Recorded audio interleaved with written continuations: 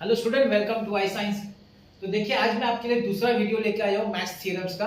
Board exams के लिए पहला जैसा मेरा वीडियो आया था, जिसमें मैंने ट्रिग्नोमेट्रिक फंक्शंस के जितने भी इंपॉर्टेंट थ्योरम्स या फॉर्मूलाज डिराइव करने को जो एग्जाम में पूछ सकते थे, वो मैंने अपने पहले वीडियो में डाला हुआ है। तो आज मैं अपने सेकेंड वीडियो जो लेके आया हूँ, वो पेयर ऑफ स्ट्रेट लाइंस के जो इंपॉर्टेंट थ्योरम्स हैं वो आपके लिए आज सामने लाया हूँ। वीडियो क्वेश्चन प्रूफ स्टार्ट करने से पहले मैं चाहूंगा कि आप इसको ज्यादा से ज्यादा शेयर करें, क्योंकि इसका एक बहुत बड़ा इंपॉर्टेंस है थ्योरम्स का। मैथ्स थ्योरम्स क्या कर सकता है, जिसको मैथ्स में कुछ नहीं आता, कुछ भी नहीं आता, वो सिर्फ थ्योरम करके पास हो सकता है। अब आप सोचिए, और जिसको फुल मार्क्स चाहिए और एक चैप्टर सपोज नहीं आता है ठीक से, तो थ्योरम से उसको फुल मार्क्स आ सकता है बोर्ड एग्जाम में। मतलब 80 आउट ऑफ 80 या 100 आउट ऑफ 100 अगर प्रैक्टिकल्स में पूरा 20 मिल जाता है।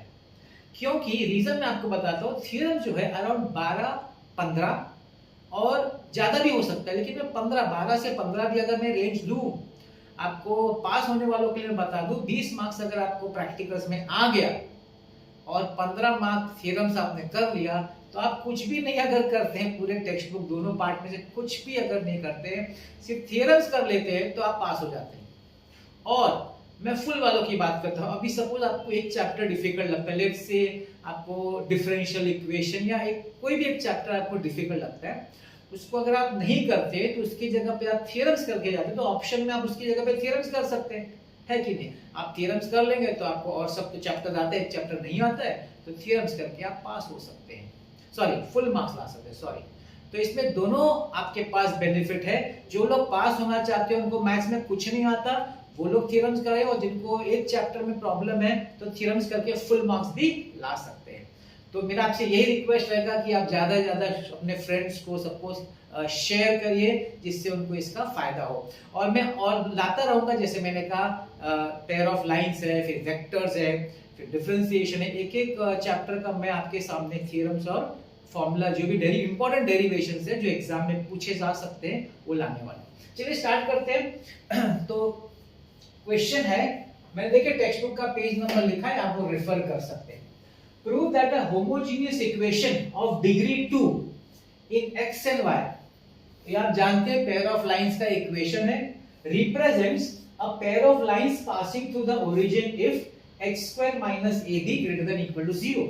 अगर आपको इसका मतलब नहीं मालूम होमोजेनियस इक्वेशन का, ऐसे डिफरेंशियल में भी आपको बताया गया होगा, लेकिन अगर नहीं मालूम तो बता दूं, होमोजेनियस का मतलब क्या होता है। जैसे ये x स्क्वायर है तो डिग्री 2 है, इधर x का 1 है, y का 1 है, तो 1 + 1 2, इधर y का 2 है, मतलब हर टर्म का जो डिग्री है वो 2 है, मतलब सेम है। तो किसी इक्वेशन का अगर हर टर्म का डिग्री, जो वेरिएबल का पावर होता है, टोटल पावर अगर सेम होता है, ऐसे इक्वेशन को हम बोलते हैं होमोजेनियस इक्वेशन। ये सिर्फ एक जानकारी के लिए, कोई पूछने तो नहीं वाला है। फिर तो चलिए हम लोग प्रूव करेंगे कि ये जो पेयर ऑफ लाइंस है, क्या प्रूव करना है कि ये पेयर ऑफ लाइंस रिप्रेजेंट करता है, और ये भी बताना है कि कहां से पास हो रहा है, ओरिजिन से। अच्छा, एक और चीज मैं आपको बता दूं, आपको कैसे आइडेंटिफाई करेंगे कि लाइंस ओरिजिन से पास हो रहा है। देखिए, किसी भी लाइन का जनरल इक्वेशन कैसा रहता है, ax + by + c = 0। ये आप जानते हैं, स्ट्रेट लाइन आपने पढ़ा है, तो ये किसी भी लाइन का जनरल इक्वेशन है। अब कैसे आइडेंटिफाई करना कि लाइन ओरिजिन से पास हो रही, जिस इक्वेशन में कांस्टेंट टर्म ना हो। अगर किसी इक्वेशन में कांस्टेंट टर्म ना हो, तब आप बोल सकते हैं कि ये इक्वेशन जो है, ये लाइन जो है वो ओरिजिन से पास होगी। इस तरीके से हम आइडेंटिफाई कर सकते हैं। आप समझ रहे हैं, कोई भी लाइन जब ओरिजिन से पास हो रही है तो उसका जो कांस्टेंट टर्म वो नहीं होगा। इस तरीके से हम आइडेंटिफाई करेंगे। तो हम इसमें क्या बताने वाले हैं कि ये जो है, इससे दो इक्वेशन बनेगा स्ट्रेट लाइन का, मतलब पेयर ऑफ लाइंस बनेगा, देखिए बताएंगे। और दूसरा क्या बताएंगे कि वो जो दो लाइंस बनेगा वो कहां से पास होगा, वो ओरिजिन से पास होगा। दो चीज बतानी है, तो ध्यान से देखिए, हम लोग स्टार्ट करते हैं। तो मैं लिखता हूं, हमारा जो इक्वेशन दिया गया है, गिवन जो हमको इक्वेशन दिया है, ax² + 2hxy + by² = 0। मैं लिख देता हूं इसको इक्वेशन नंबर 1। ठीक, अब इसको सॉल्व करने के लिए दो केस है, तो मैं पहला स्टार्ट करता हूं केस 1। केस 1 में हम लोग लिखते हैं इफ b = 0। दो केस लेंगे, एक b इक्वल टू 0 लेंगे और दूसरा केस लेंगे b नॉट इक्वल टू 0। ठीक, b इक्वल टू 0, अगर b इक्वल टू 0 है तो क्या हो जाएगा, तो हो जाएगा ax स्क्वायर प्लस 2hxy, ये तो 0 है, इज इक्वल टू 0 हो गया। अब इसमें से कॉमन क्या निकलेगा, x निकलेगा, ax plus 2hy is equal to 0।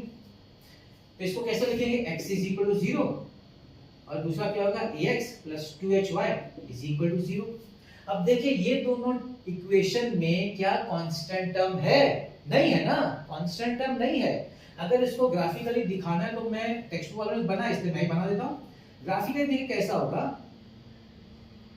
Graphically ये जो आपका लाइन है ax प्लस 2hxy वो पास होगा आपका ओरिजिन से, और ये x इज इक्वल टू 0 है तो ये हम लोग थीटा लेंगे। x इज इक्वल टू 0 मतलब y एक्सिस, ये आपका x एक्सिस है, और ये आपका ax plus 2hy is equal to 0। I hope आपको समझ में आ गया। तो हमारे को दो पेयर ऑफ लाइंस मिला जो चाहिए था, और ये दोनों पेयर ऑफ लाइन जो है वो ओरिजिन से पास होगा। क्यों पास होगा, क्योंकि इसमें कांस्टेंट टर्म नहीं है। तो यहां लिख सकते हैं therefore the two lines pass through the origin। तो केस 1 प्रॉब्लम पार्ट सॉल्व हो गया, केस 1 सॉल्व हो गया।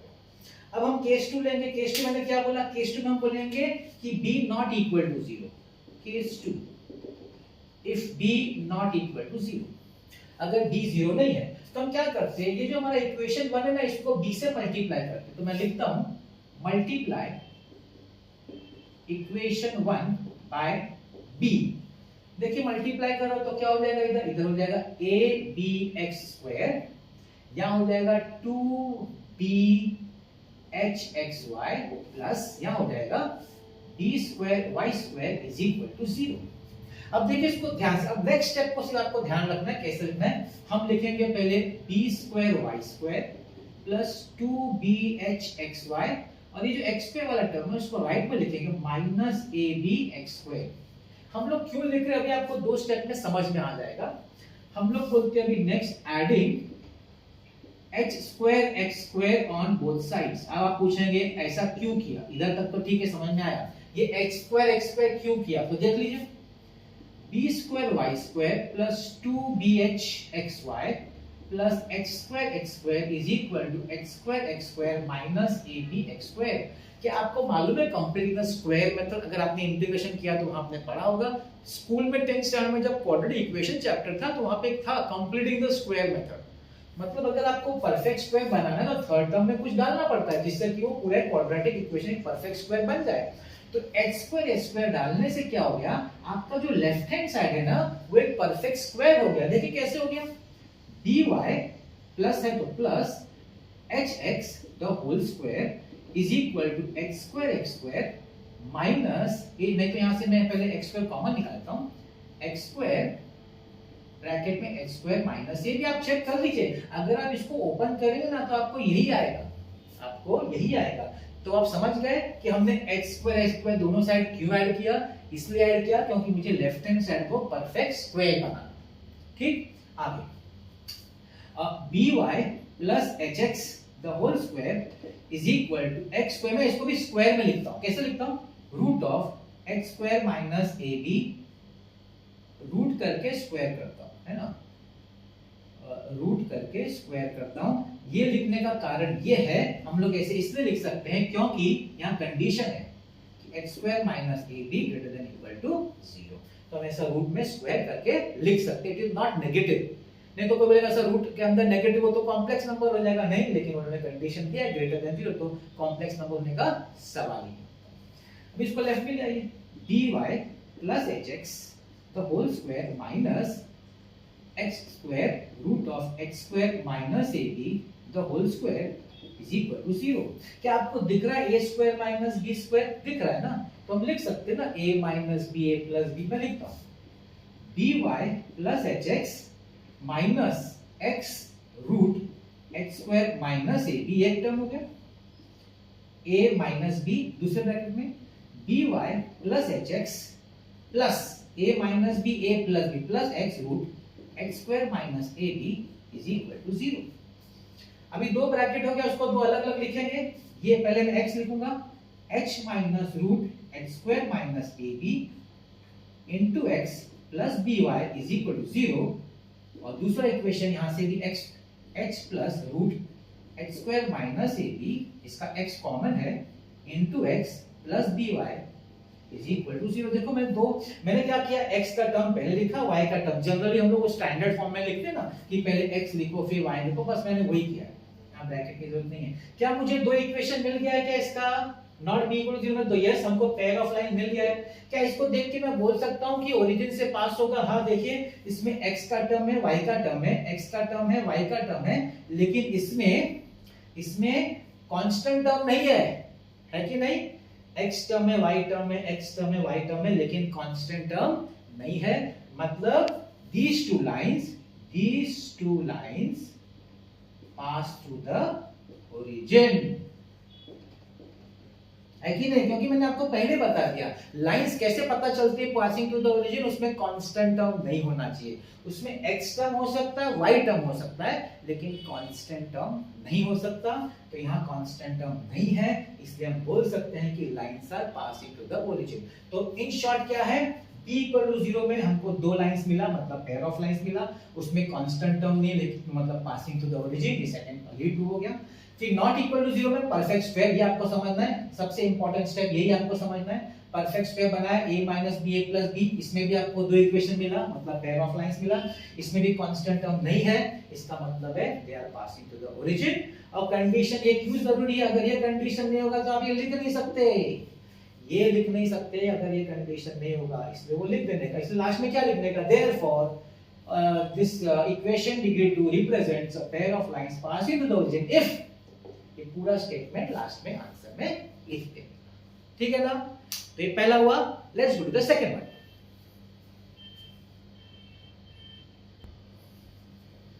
तो देखिए आपके सामने मैं सेकंड प्रूफ लेके आया हूं, थ्योरम लेके आया हूं। क्वेश्चन पढ़ता हूं आपके लिए।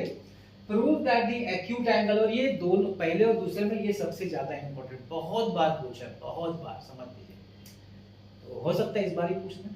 Prove that the acute angle theta between the lines represented by the equation ax square plus 2hxy plus by square equal to 0 is this। अभी हमने फर्स्ट थ्योरम में देखा था कि ये जो है पेयर ऑफ लाइंस है पासिंग टू द ओरिजिन। तो इसको अगर डायग्रामेटिकली दिखाना हमको तो कैसे दिखाएंगे डायग्रामेटिकली?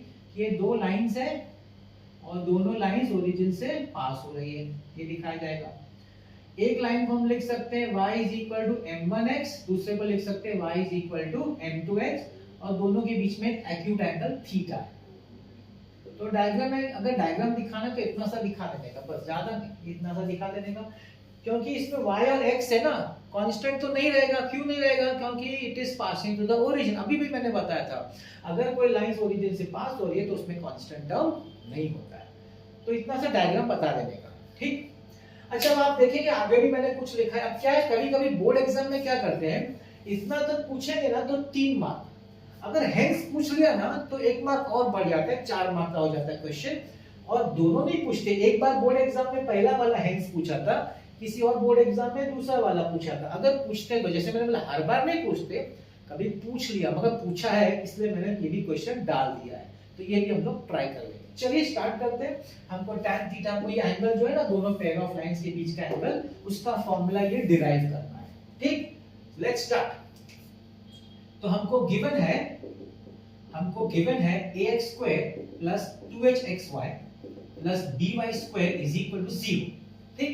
अब ये दो लाइंस है तो दोनों का स्लोप्स होगा। हमने एक का लाइन का स्लोप m1 लिया है, दूसरे का m2 लिया है। लिख देता हूं मैं, late m1 and m2 be the slopes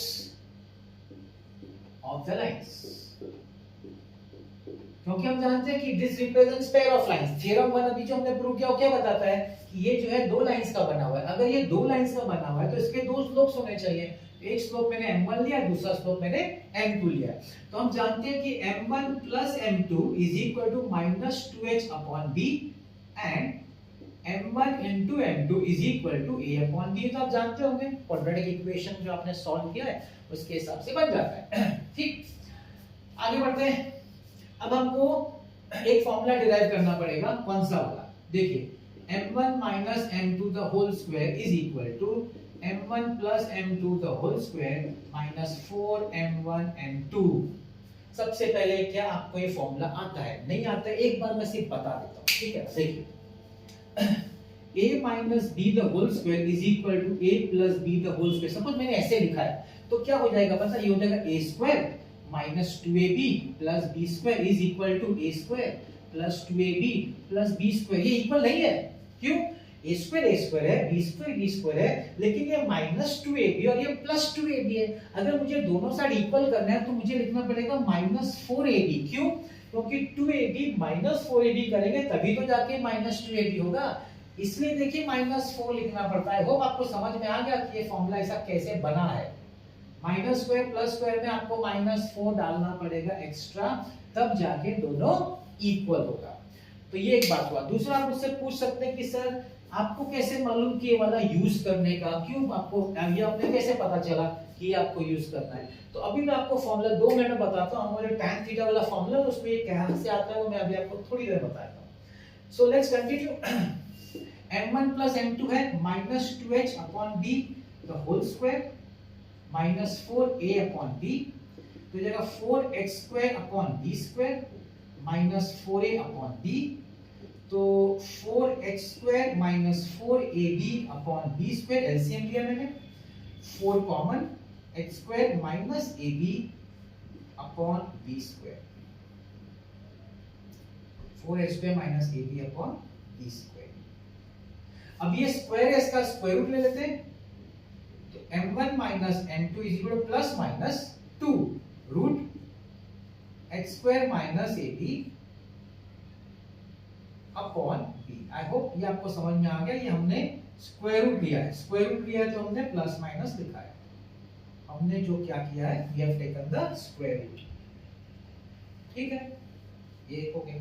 हाँ, अब जैसे कि मैंने बोला कि एक क्वेश्चन हो सकता है सर आपको कैसे पता चला ये लेने का, तो ठीक है सुनिए क्यों लिया मैंने।